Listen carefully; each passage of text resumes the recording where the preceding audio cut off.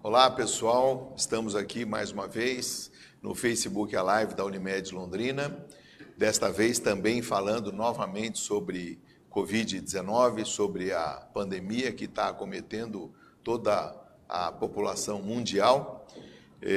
Já estamos com quase um ano de programa.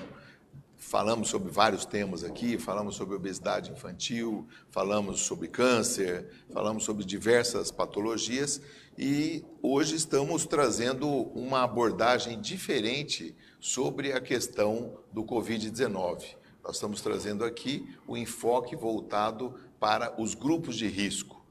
Fala-se muito pouco dos grupos de risco e, na verdade, eles são os que mais estão sendo atingidos pela doença. Para participar da nossa entrevista hoje, eu estou recebendo dois grandes colegas, dois amigos, Dr. Laércio Uemura, cardiologista, Dr. Vinícius Delfino, nefrologista, que são especialistas nas suas áreas, mas mais do que isso, são grandes clínicos e que vão poder conversar com a gente aqui sobre diversas abordagens diferentes sobre as complicações do Covid-19, do coronavírus. Em Londrina, nós vivemos uma situação relativamente tranquila, controlada, né, doutor Laércio? E ainda a doença não está se espalhando muito.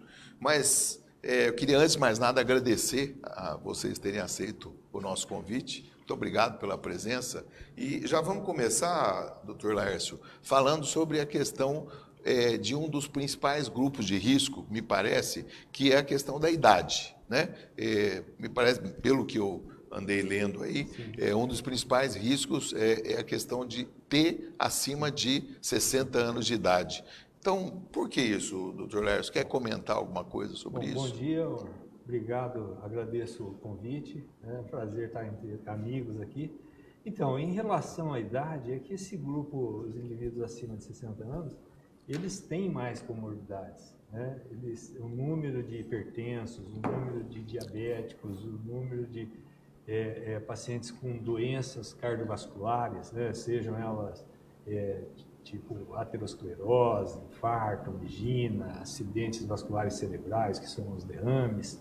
Então, esse grupo, existe um maior, né, número de pessoas, inclusive depois o Vinícius vai comentar também, maior alterações de função renal. Então, isso leva a uma alteração mesmo da imunidade desses pacientes, a resposta a qualquer tipo, não só ao Covid-19, mas a todas as patologias, mesmo qualquer processo inflamatório, infeccioso, esses pacientes são mais suscetíveis. Então, é por isso que esse grupo tem uma maior ocorrência e maiores complicações.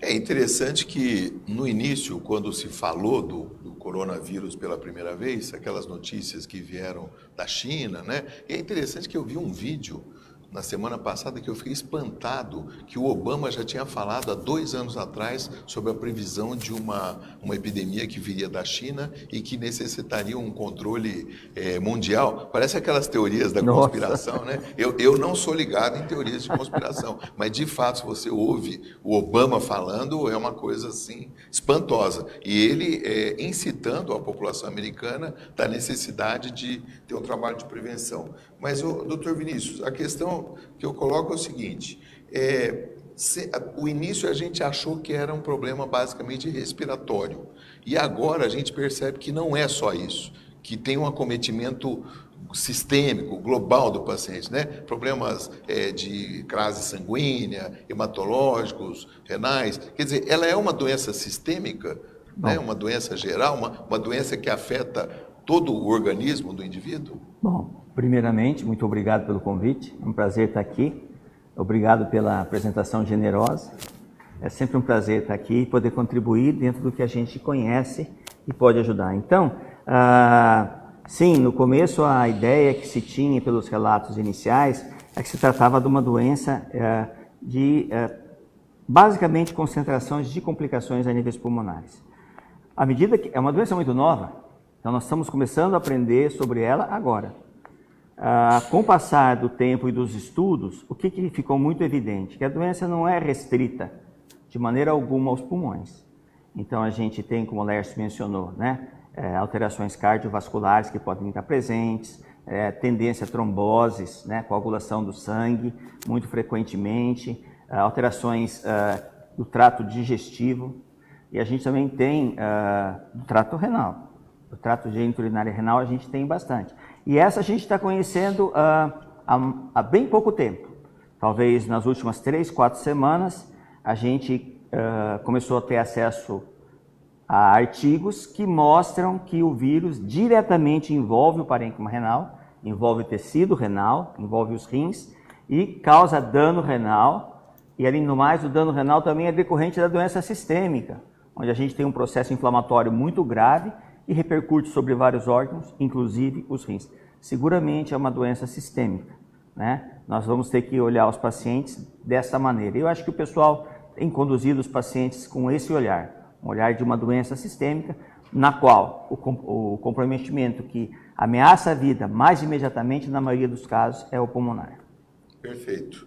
Mas, doutor Laércio, eu acho que uma das maiores incidências que nós temos hoje de patologia mundial, eu não sei se doenças crônicas, né? Provavelmente seja a hipertensão. Se não for a primeira, deve ser a segunda, você deve ter esses dados aí, né? Eu acho que, principalmente nessa população acima de 40, 45 anos, começa a se desenvolver um quadro hipertensivo.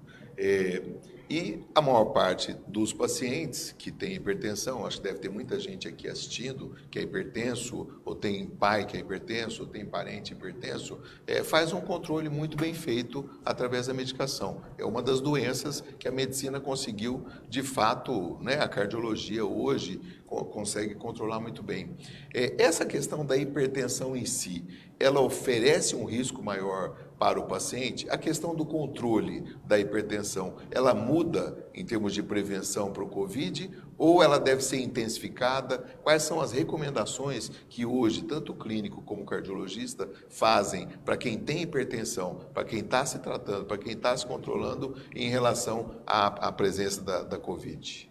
Bom, a hipertensão tem se falado muito porque o vírus usa uma enzima para penetrar nas células, né, nas membranas, e especialmente o ECA2 tem bastante em membrana pulmonar, por isso que afeta bastante. Então, surgiu bastante assunto sobre hipertensão, porque o ECA2 ele está ligado ao uso de 2 medicamentos antihipertensivos, que são os inibidores de enzima, tipo enalapril, captopril, e os BRAs, que no mercado a gente tem losartana, outras valsartana, outros, né?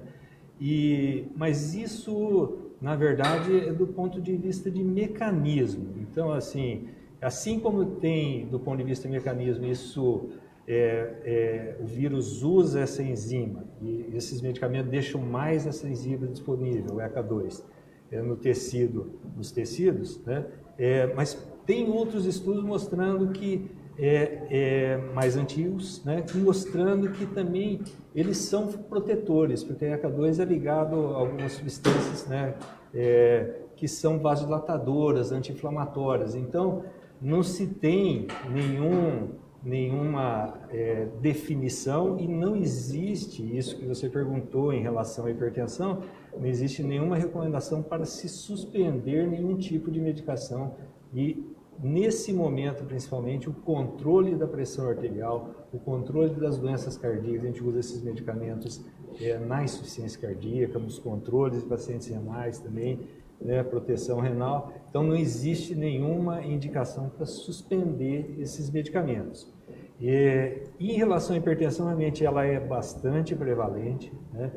No Brasil, a gente tem uma estimativa que entre 25% e 30% dos indivíduos acima de 18 anos são hipertensos. Deve ser uma das maiores patologias crônicas, e muito né? associada às doenças cardiovasculares, né? Por exemplo, 80% dos AVCs, ou derrames, né, pacientes são hipertensos. Em torno de 60% dos pacientes que têm infarto, eles são hipertensos, né? Então, né, e o que a gente tem que dividir é que realmente tem hipertensos que não são bem controlados, que têm doença. Esses hipertensos, eles têm que ter um cuidado maior, né? Existem os hipertensos que... Aumentaria o risco, então. Aumenta o risco tanto de ter a doença, COVID, como aumenta o risco de complicações da COVID. Entendi. Perfeito. Vejam que isso é uma questão bastante complexa, porque, na verdade, isso que o Dr. Laércio está falando, existem algumas medicações antihipertensivas que disponibilizam um tipo de enzima que seria eventualmente usada pelo coronavírus para desenvolver uma das seus elementos de patogenia. Entretanto, ele está colocando claramente que a relação custo-benefício do uso dessa medicação é melhor com a manutenção da medicação do que a supressão. Porque eu já vi, viu, Laércio, alguns artigos, algumas pessoas falam, não, para de tomar, né? É um negócio meio complicado isso, né? Parar, às vezes, de fazer uso de uma medicação. O primeiro artigo que saiu, acho que foi no Lancet, orientando... Uma carta. Falava para parar, para né? parar, mas realmente, depois, vários estudos mostrando que não, né? A gente aprende isso, por exemplo, nem sempre o que está na teoria é o que quando você medica o paciente. A gente vê, por exemplo, só um exemplo, no colesterol. A gente tem o colesterol bom, o HDL. E todo mundo achava que pesquisou vários medicamentos que aumentavam o HDL e o colesterol. No entanto, o primeiro medicamento testado que realmente aumentou bastante o HDL, o paciente morreu mais, com um HDL alto. Quer dizer, então, do ponto de vista de mecanismo, ele é um marcador, né? Mas você aumentá-lo artificialmente não trouxe benefício nenhum, até malefícios. Né? Entendi. Então, uma coisa é a teoria e a coisa é quando entra a prática clínica e no indivíduo, né? É totalmente diferente a resposta. Posso fazer uma parte? Eu acho Por que é uma favor. parte interessante. É isso que o Laércio falou, é absolutamente correto. Todas as sociedades internacionais balizam essa opinião. E, assim, tem um artigo publicado no Jornal Americano de Medicina que diz até o contrário, que a manutenção dessas drogas, dos inibidores de enzimas de conversão e dos BRAS, dos bloqueadores receptores de angiotensina, está associado com um desfecho pulmonar um pouco melhor. Então, a gente ainda não conhece muito bem todas as situações, mas é claro, numa situação que nós estamos, recomendar a parada dessa medicação não é o que se deve fazer. Absolutamente não é o que se deve fazer. Perfeito. Nós estamos aqui no Facebook, a live da Unimed Londrina. Muito obrigado pela sua presença e assistindo o nosso live de hoje. E hoje recebendo aqui o Dr. Laércio Uemura, cardiologista, Dr. Vinícius Delfino, nefrologista. Mais uma vez, muito obrigado pela presença. Dr. Vinícius, nós falamos bastante sobre hipertensão, mas eu acho que tem uma doença que, apesar de ainda não ser a mais prevalente, me parece que é a que mais está crescendo, que é o diabetes, né? Eu acho que o diabetes proporcionalmente cresce até mais do que a hipertensão pelos hábitos alimentares, pelo tipo de vida que a população tem hoje. Mas você acha que essa questão do diabetes ela é pior ainda para o Covid? A questão do paciente diabético, ele teria mais sensibilidade ainda para essa evolução do Covid? Bom, a pergunta é excelente e acho que eu vou responder de uma maneira desmembrada. Sim, a gente está tendo uma epidemia de diabetes, especialmente o diabetes que a gente chama de diabetes tipo 2, diabetes do adulto, que está diretamente relacionado com hábitos alimentares e obesidade. Então, a gente tem essa situação mesmo. Os pacientes que a gente fala grupo de risco, na verdade, assim, não é um grupo de risco aumentado para contrair a doença. É um grupo de risco aumentado para desenvolver formas graves da doença. Então, dessa forma, os diabéticos, especialmente aqueles que têm um descontrole glicêmico importante, são mais suscetíveis às formas graves. Né? Aquele diabético que não tem complicações, nem doença renal, cardiovascular, doença dos grandes vasos, esse paciente não apresenta um risco muito aumentado de formas graves, se tiver um bom controle glicêmico, se tiver um bom controle da pressão arterial, que frequentemente os acompanha. Então, de maneira geral, eles têm um risco aumentado, que se correlaciona com as complicações e que se correlaciona com o controle do diabetes, especialmente nos últimos 30 a 60 dias, que é o que é descrito na literatura. É preocupante. Então, nessa situação, a gente tem que orientar os pacientes cada vez mais a ter um bom controle, a ter hábitos alimentares melhores, a se exercitarem de alguma maneira. Não precisa ir para o parque, caminhar, não. Dá para fazer algumas atividades. Nem pode, né? Nem dá. Os parques estão interditados. Nem dá, mas precisa fazer algum tipo de atividade física, porque isso é importante para a manutenção e controle da diabetes. Sim, você tem toda a razão. É uma epidemia que a gente está vivendo E daí, quando esses pacientes diabéticos desenvolvem doença renal, a gente pode comentar um pouquinho mais para frente, ok? Tá bem. Isso é uma coisa que preocupa também, eu acho que deve estar preocupando inclusive os nossos ouvintes aqui, que é a questão da manutenção do controle da patologia crônica. Né? Nós temos vários tipos de doenças que são controladas no consultório, pacientes, não só os hipertensos, não só os diabéticos, mas nós temos, por exemplo, paciente com fibromialgia, paciente com talassemia. Eu queria fazer duas perguntas, Dr. Laércio. Primeiro, se essa questão, por exemplo, da fibromialgia, talassemia, é uma pergunta de um ouvinte aqui, também inclui no grupo de risco, né? E a segunda pergunta, como é que vocês estão lidando com isso? Porque praticamente os consultórios, pelo menos até agora, estavam fechados ou com uma demanda muito reduzida, né? O paciente, ele tem que continuar fazendo aquela visita regular ao médico nesse período para controle da doença crônica, ou ele deve evitar procurar o consultório, o hospital, para evitar ter o contato com o vírus? Bom, objetivamente em relação à fibromialgia e talassemia, a fibromialgia ela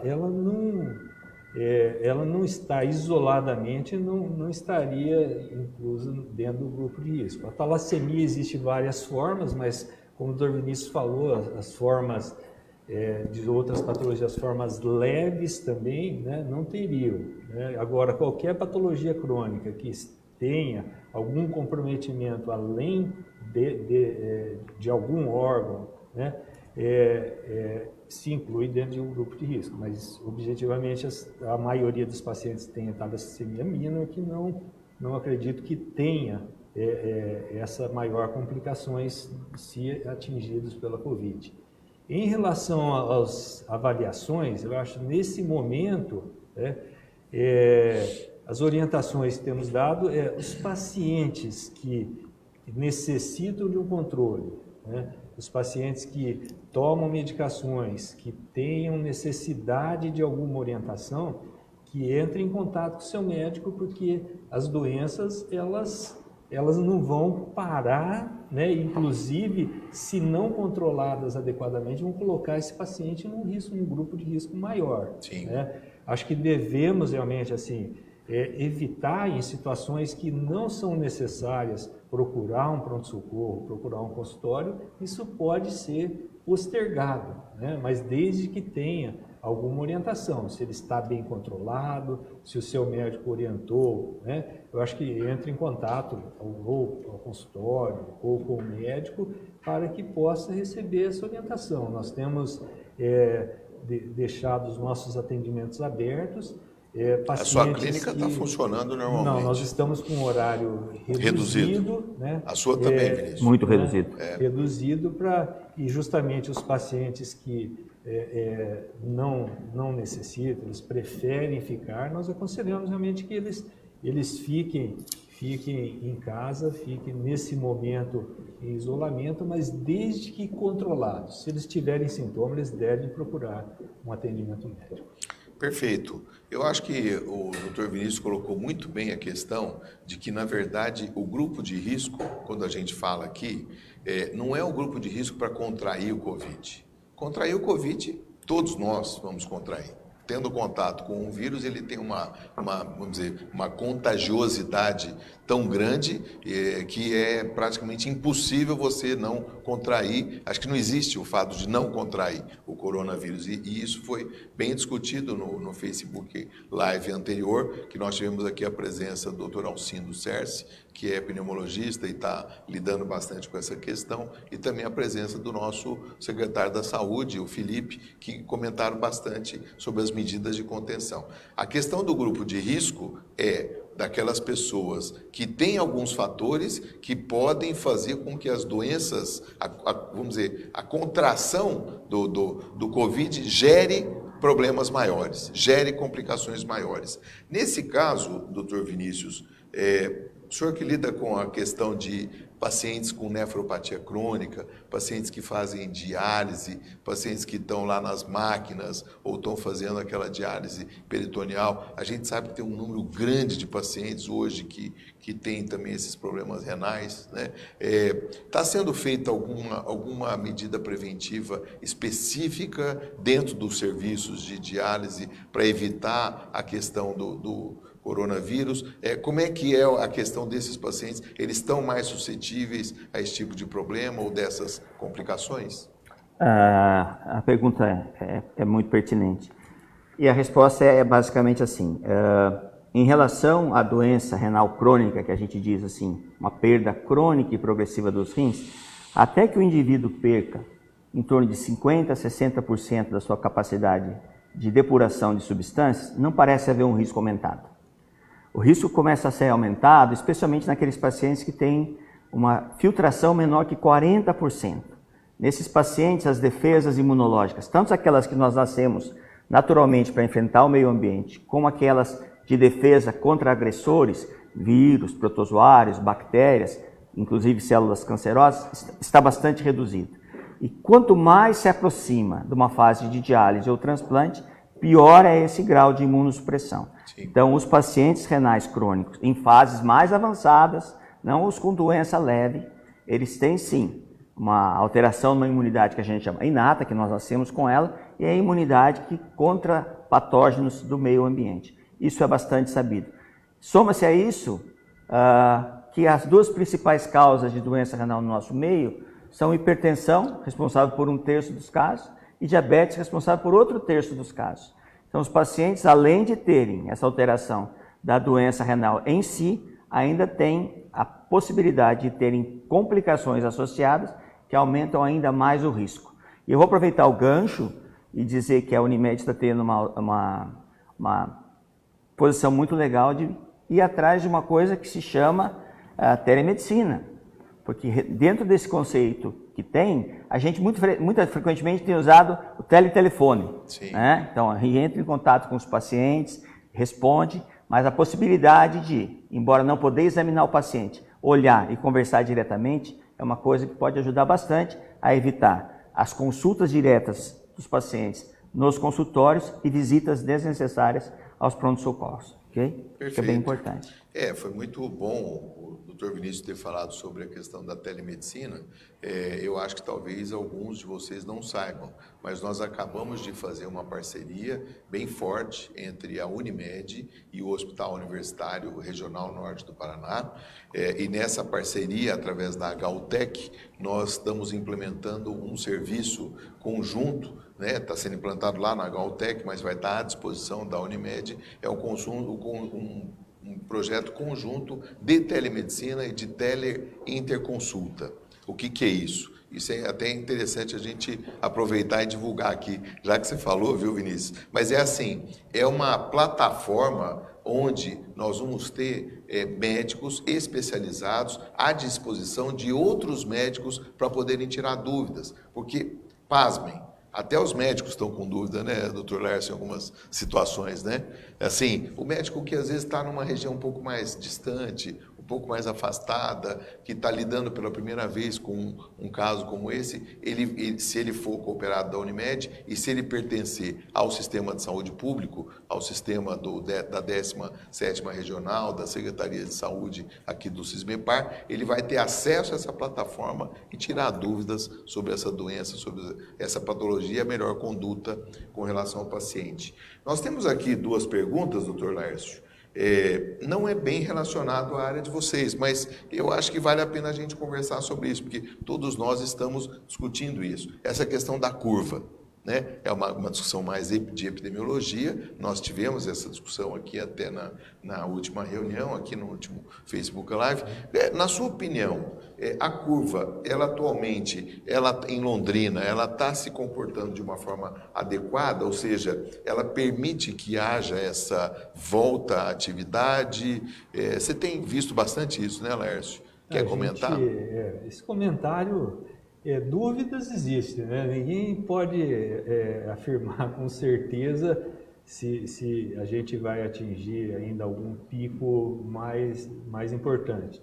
De qualquer maneira, o que eu vejo, assim, e o que os estudos mostram é que realmente o isolamento ele vai achatar essa curva, né? Possivelmente nós vamos começar a ter mais testes, principalmente na população oligossintomática, com poucos sintomas, aqueles que procuram pronto-socorro, que procuram as UBSs. Então, possivelmente a gente vai ter um aumento do número de infectados, o que é a realidade, porque até há poucos dias, né, se testava só os internados. Por isso que falava-se que Londrina tinha uma mortalidade alta, porque estava pegando só os pacientes que estão mais graves, né, que já estão lá no hospital. 80% não vão para o hospital, né? Então, assim, vejo que possivelmente vai aumentar o número de infectados, né? Mas acredito que a condução está sendo boa. A gente vê os hospitais com leitos disponíveis, o atendimento para as outras patologias também muito tranquilo, né? Então, acredito que a gente está atingindo esse objetivo, mas sempre assim, liberar, mas com muito cuidado. Acho que não pode ter exagero. Com critério, com né? Critério, não ter aglomeração, critério, bom senso, usar né? máscara, todos os cuidados. E eu acho, assim, pelo que eu tenho visto, que a própria população está aderindo a esse critério, né? Eu vejo que hoje a maior parte das pessoas, os restaurantes abriram, mas eles estão vazios. As pessoas não estão indo, né? E quando sai, está todo mundo usando máscara, todo mundo usando álcool gel, né? O que eu acho que é uma medida importante. Você, né, que está aí, quer se deslocar, o isolamento, a recomendação do isolamento, ela continua. Então, veja bem, é importante ressaltar aqui que se você não precisar sair de casa, não saia de casa. Porque essa história de, olha, abriu o comércio, abriu não sei o quê, gente, nós não temos nada a ver com isso, né? A forma de evitar realmente o contágio com a doença e a aceleração da presença dela na nossa comunidade é o isolamento social, né? E também o grande problema, que eu acho que vem sendo discutido nas principais rodas de discussão de coronavírus, é a questão do tratamento.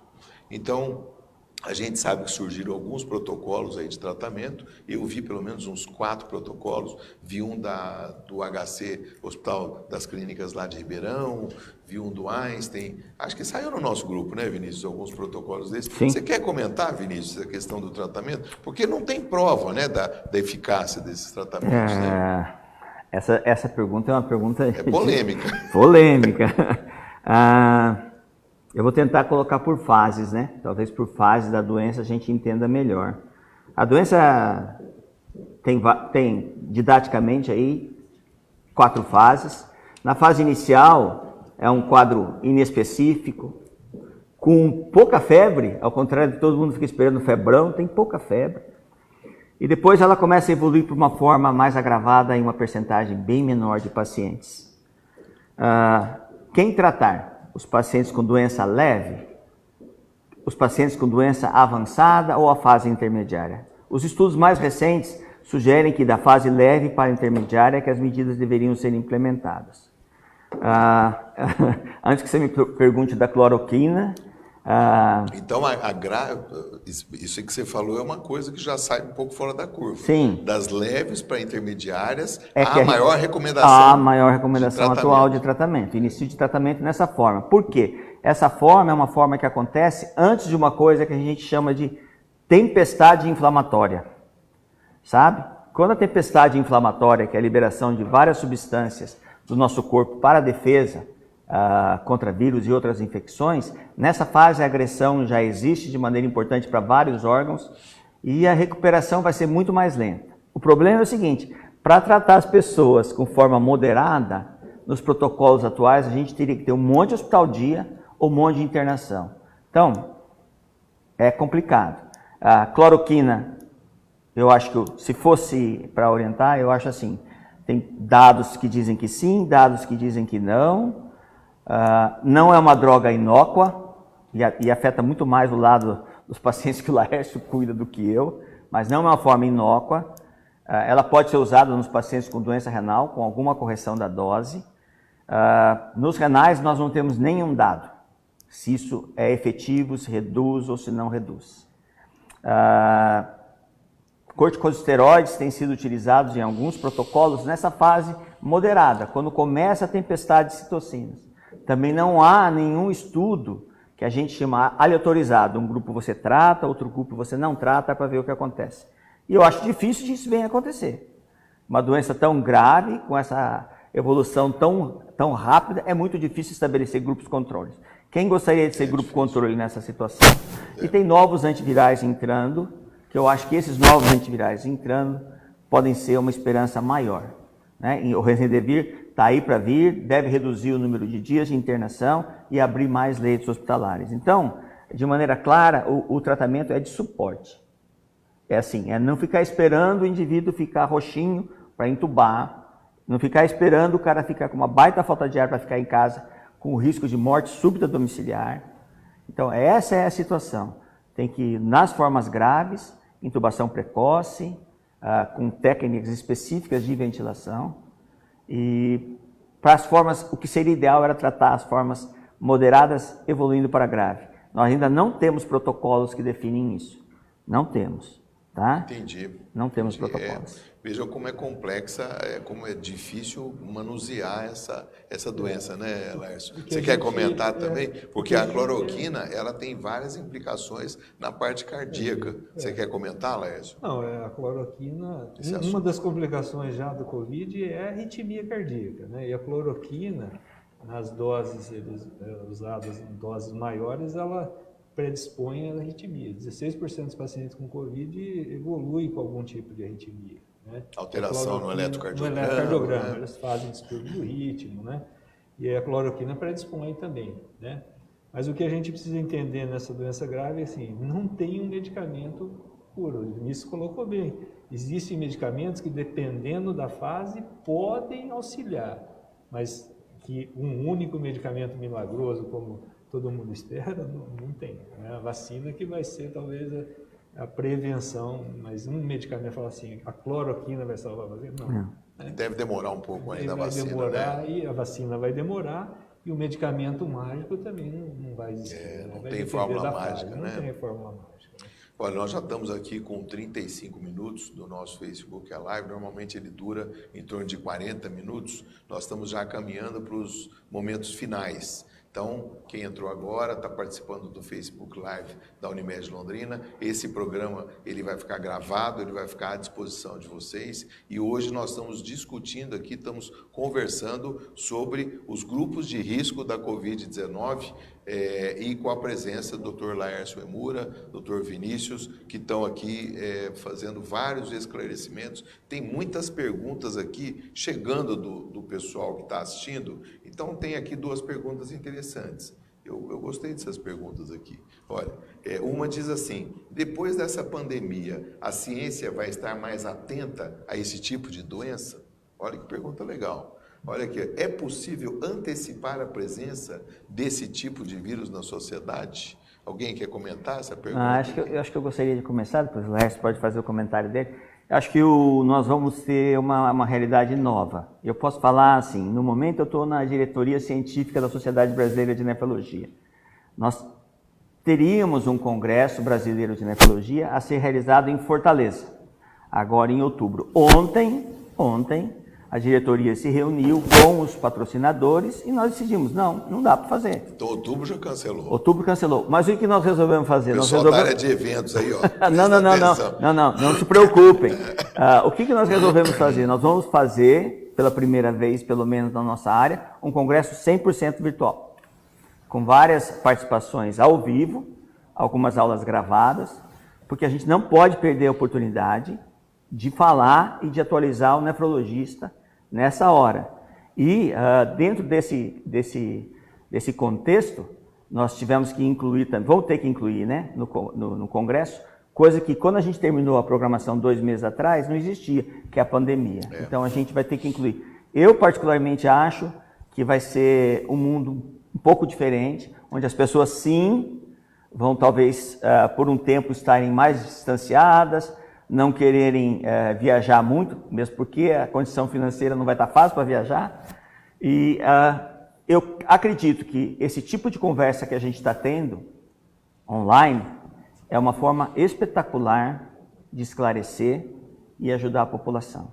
Então, respondendo a sua pergunta, eu acho que não será mais o mesmo. E tomara que a gente aprenda com isso. Eu acho que nessas horas é que brota o melhor e o pior do ser humano. Felizmente, o que a gente tem visto é brotar muita coisa boa e uma explosão de ciência que eu acho que na história da medicina não deve ter ocorrido. Né? E não só a explosão de ciência, mas também de solidariedade, né? Nós vimos um dado aí, né, Lércio? Não sei se chegou a ver, que cresceram as ações de solidariedade e de trazer material e campanhas para o pessoal mais carente em mais de 19%, né, nos últimos 40 dias, né? E na sua opinião, Lércio, você acha que isso aí... Eu acho que muda, né? É isso que você falou. Eu acho que assim, de que adianta, por exemplo, nós que temos uma condição social melhor, né?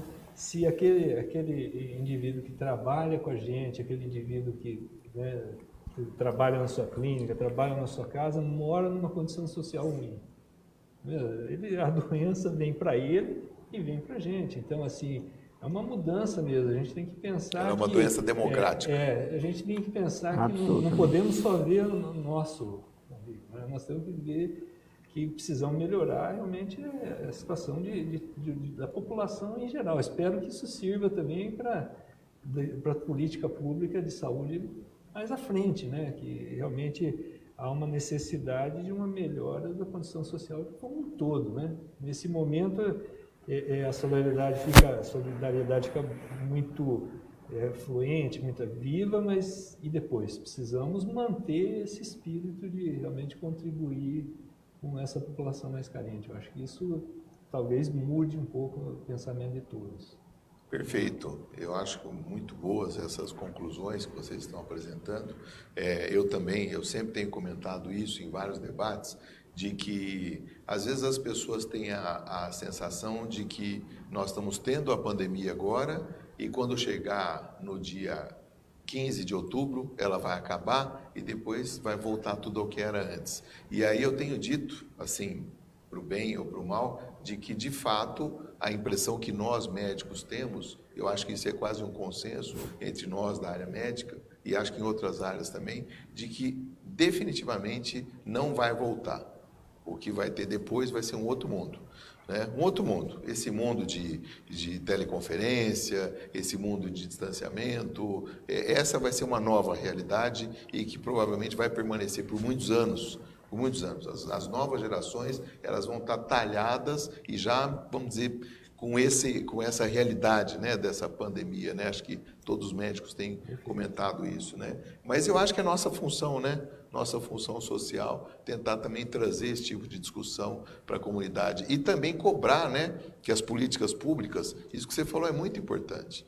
Não é só a sociedade civil organizada se colocar à disposição e tentar resolver os problemas. Eu acho que a área pública ela tem que mostrar que veio, por que ela está aí. E para atender principalmente aquelas populações que estão mais carentes, né, Laércio? Que estão mais abandonadas, né? E que não tem, às vezes, defesa nenhuma, não tem casa, não tem nem onde dormir, né? Então, não tem água, né? Não tem água, né? Então, os problemas sociais, eles, num momento como esse, eles recrudescem mesmo. Então, gente, vamos para as nossas palavras finais de agradecimento. Vinícius, quer dizer alguma coisa aí para finalizar? Fica à vontade, eu agradeço por favor. muito a oportunidade. Eu acho que numa conversa como essa a gente aprende bastante e a gente espera ter conseguido passar. É claro que nesse período a gente não consegue passar todas as informações, mas pelo menos as informações mais importantes, né? De uma maneira esclarecedora, de forma a não gerar pânico, mas também de uma forma a não gerar um entusiasmo exagerado, com uma liberação muito grande da movimentação social. Então, se isso foi alcançado, eu me sinto altamente satisfeito e muito agradeço ao convite e a presença de vocês, meus caros amigos. É sempre um prazer estar aqui. Obrigado, Vinícius. Quer comentar, Lércio? Também só quero agradecer. Muito gostoso um bate-papo com os amigos, né? A gente encontra pouco e espero realmente ter contribuído isso no esclarecimento, né?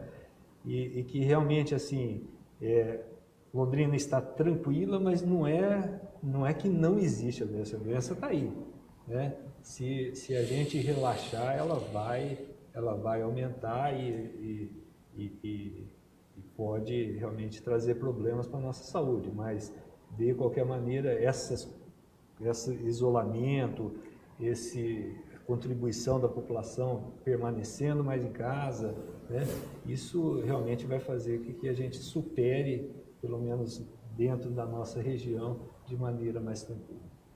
Então, muito obrigado, doutor Laércio, muito obrigado, doutor Vinícius, pela presença. E eu gostaria de encerrar esse Facebook Live com uma frase que a gente colocou no Facebook já. Quando o isolamento social parecer que ele não é necessário, é quando ele mais está fazendo efeito. Bom dia para vocês. Essa Facebook Live vai estar à disposição para ouvir as falas muito boas dos nossos médicos cooperados aqui. Muito obrigado a todos. Um abraço.